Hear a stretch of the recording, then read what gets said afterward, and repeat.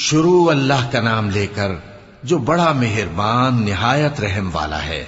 آسمان کی اور رات کے وقت آنے والے کی قسم، اور تم کو کیا معلوم کہ رات کے وقت آنے والا کیا ہے؟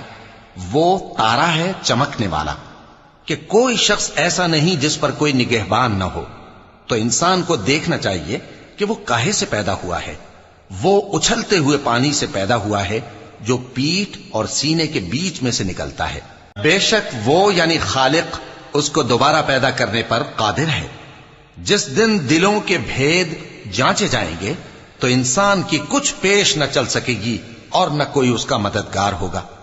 آسمان کی قسم جو مے برساتا ہے، اور زمین کی قسم جو پھٹ جاتی ہے، کہ یہ فیصلہ کن کلام ہے اور یہ کوئی مذاق نہیں۔